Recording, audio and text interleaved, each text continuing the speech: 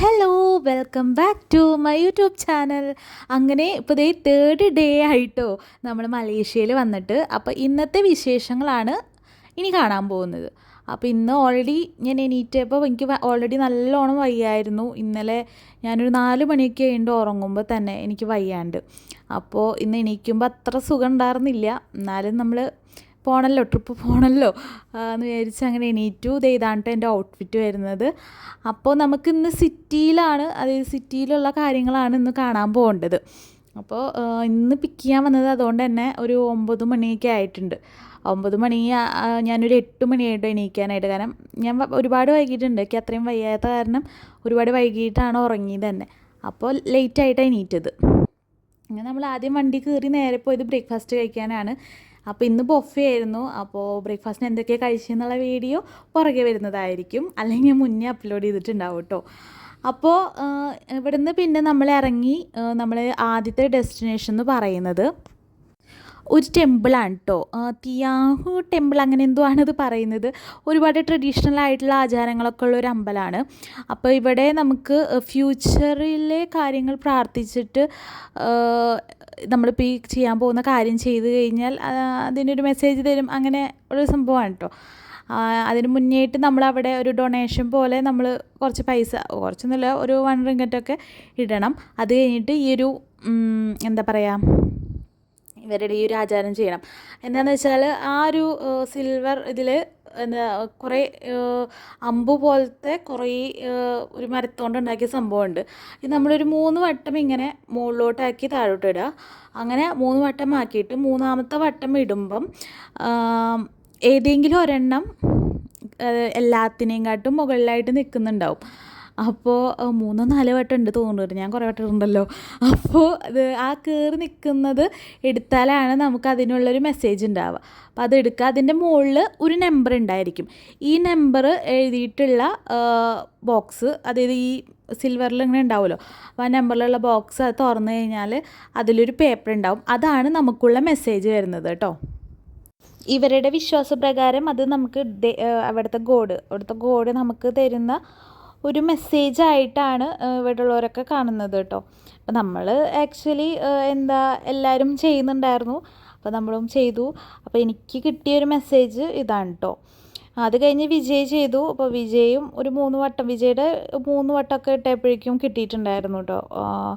അപ്പോൾ അത് നമ്മൾ ഇതുപോലെ അതേ കണ്ടോ, ഇതുപോലെ ഇങ്ങനെ നമ്പർ എഴുതി വെച്ചിട്ടുണ്ടാവും. ആ നമ്പർ നോക്കിയിട്ട് നമുക്ക് കിട്ടിയ മെസ്സേജ് എടുക്കുക, നമ്മൾ അത് വായിക്കുക. അത് ഗോഡ് തരുന്ന മെസ്സേജായിട്ടാണ് ഇവിടെ ഉള്ളവർ കണക്കാക്കണം. അത് കഴിഞ്ഞിട്ട് പിന്നെയെന്ന് വെച്ച് കഴിഞ്ഞാൽ ഇതിൻ്റെ ഉള്ളിലായിട്ടാണ് ദൈവങ്ങളിരിക്കണേ. ദൈവങ്ങളല്ലല്ലോ, എന്താ പറയുക, അവിടുത്തെ ഗോഡ് ഇരിക്കുന്ന ദൈവങ്ങൾ തന്നെ. അപ്പോൾ ഗോഡ് ഉള്ളത്. അപ്പോൾ നമ്മൾ അവിടെ ചെന്ന് പ്രാർത്ഥിക്കാൻ വേണ്ടിയിട്ട് എന്താ ചെയ്യേണ്ടതെന്ന് വെച്ചാൽ അവിടെ കുറച്ച് ചന്ദനത്തിരി ഉണ്ട്. അതിൽ നിന്ന് 4 ചന്ദനത്തിരി എടുത്തിട്ട് ഈ കാണുന്ന വിളക്കുന്ന് നമ്മൾ കത്തിക്കണം. അത് കത്തിച്ച് കഴിഞ്ഞിട്ട് നമ്മളുടെ, അതായത് നമുക്ക് ഓൾറെഡി നമ്മൾ ഒരു കാര്യം പ്രാർത്ഥിച്ചല്ലോ, ഫ്യൂച്ചറിന് വേണ്ടിയിട്ടുള്ള കാര്യം പ്രാർത്ഥിച്ച് നമുക്ക് അതിനുള്ളൊരിത് കിട്ടിയല്ലോ.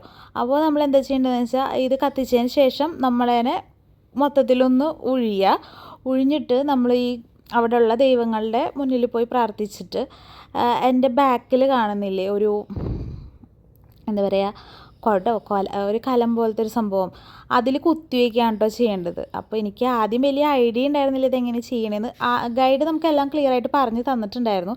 പക്ഷേ എങ്കിലും അവിടെ എത്തിയപ്പോൾ ആകെ കൺഫ്യൂഷനായി. അപ്പോൾ ഞാൻ എല്ലാവരോടും ഡൗട്ടൊക്കെ ചോദിച്ചിട്ട് ഇതെങ്ങനെയാണ് എന്താണെന്നൊക്കെ ചോദിച്ചിട്ടാണ് കേട്ടോ ചെയ്തുകൊണ്ടിരിക്കണേ. അപ്പം അങ്ങനെ ഞാൻ എൻ്റെ ആ ഒരു 4 ചന്ദനത്തിരി കത്തിച്ചിട്ട് ഞാൻ അതായത് അവിടുത്തെ ഗോഡിൻ്റെ അടുത്ത് 3 ഗോഡുണ്ട് അവിടെ. അപ്പോൾ 3 ഗോഡിൻ്റെ അടുത്തും ഉള്ളിലോട്ട് കടന്നിട്ടില്ല, പുറത്ത് തന്നെ നിന്നിട്ട് പ്രാർത്ഥിച്ചിട്ട് ഒന്ന് വലം വയ്ക്കുകയാണ്. ഒരു വട്ടം വലം വെച്ചാൽ മതി എന്നാണ് ഞാൻ ചോദിച്ച ആ ഒരു ചേച്ചി പറഞ്ഞത് കേട്ടോ. അപ്പോൾ അങ്ങനെ നമ്മൾ വലം വെച്ചിട്ട് ഞാനങ്ങനെ അത് കുത്തി വയ്ക്കണം. പക്ഷേ അത് കുത്തി വയ്ക്കണം, നമ്മൾ 4 കുത്തി വയ്ക്കണ്ടെന്നാണ് പറഞ്ഞത്. 3 അതിൽ കുത്തി വയ്ക്കുക. ബാക്കി ഒരെണ്ണം എന്താ ചെയ്യേണ്ടത് ചോദിച്ചപ്പോൾ വിജയിൻ്റെ അടുത്ത് പറഞ്ഞു പുറത്തേൽ കൊണ്ട് കുത്തി വെച്ചോളെ.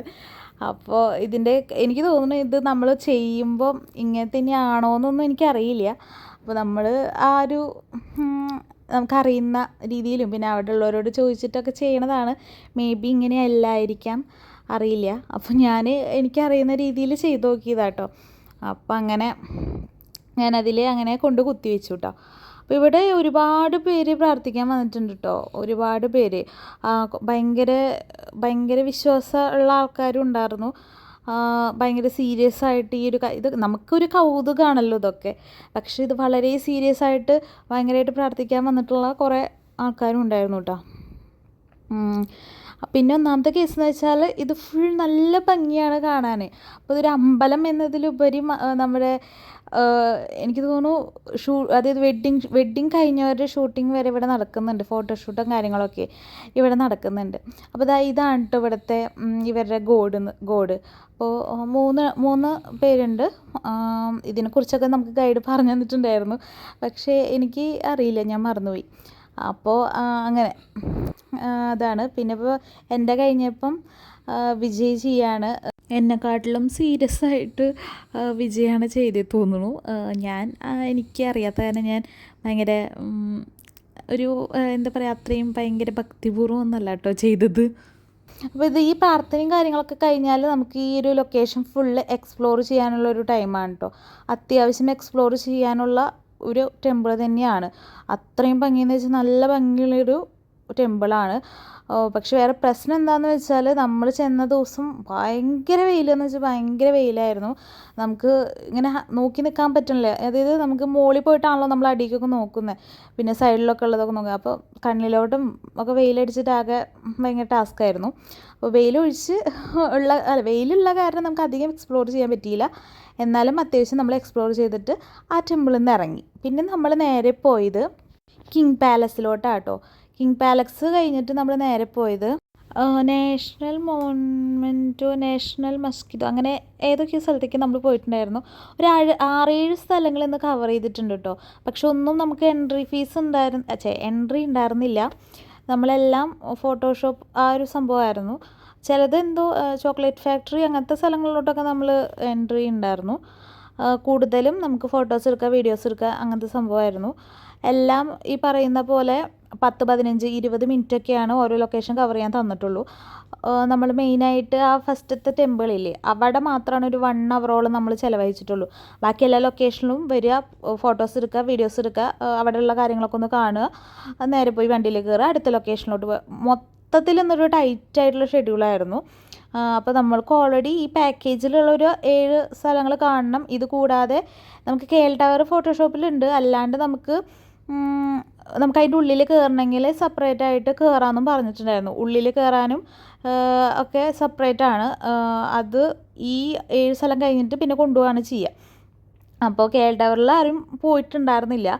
പിന്നെ ഉണ്ടായിരുന്നത് അക്വേറിയമാണ്. അപ്പോൾ അക്വേറിയം കുറച്ച് പേര് പോയിട്ടുണ്ടായിരുന്നു, നമ്മൾ പോയില്ല. ഒന്നാമത്തെ കേസ് എന്താണെന്ന് വെച്ചാൽ ഇന്നലെ എനിക്ക് തീരെ വയ്യായിരുന്നു. അപ്പോൾ ഇന്ന് എനിക്ക് ഈ പറയുന്ന സ്ഥലങ്ങളിലോട്ട് പോകാൻ പറ്റുമോ എന്ന് തന്നെ ഡൗട്ടായിരുന്നു. അപ്പോൾ നമ്മൾ ഇന്നലെ തന്നെ വരുന്നില്ല എന്ന് വിളിച്ച് പറഞ്ഞിട്ടുണ്ടായിരുന്നു. അപ്പോൾ നമ്മൾ ഫുഡ് കഴിച്ചതിന് ശേഷം KL ടവറിൻ്റെ ഫ്രണ്ടിൽ നിന്നുള്ള ഫോട്ടോസ് എടുക്കേണ്ട ആ ഒരു ലൊക്കേഷനിലോട്ട് പോയി. അത് കഴിഞ്ഞ് നേരെ ചോക്ലേറ്റ് ഫാക്ടറിയാണ്. അവിടെയും പോയി കഴിഞ്ഞിട്ട് പിന്നെയുള്ള ടീം അക്വേറിയത്തിലോട്ടാണ് പോവുക. അപ്പോൾ അക്വേറിയത്തിൽ നമ്മൾ പോവാത്ത കാരണം നമ്മൾ അവിടെ നിന്ന് നേരെ ഇറങ്ങി റൂമിലോട്ട് പോയി. പിന്നെ അത് കഴിഞ്ഞ് അവിടെ നിന്ന് ഫ്രഷായി നമ്മൾ പുറത്ത് പോയി നിന്ന് ടൈമൊക്കെ സ്പെൻഡ് ചെയ്ത് ഡിന്നറൊക്കെ കഴിച്ച് തിരിച്ച് വീട്ടിൽ വന്നു. അപ്പോൾ ഇന്ന് ഇത്രയൊക്കെ ഉള്ളൂ കേട്ടോ.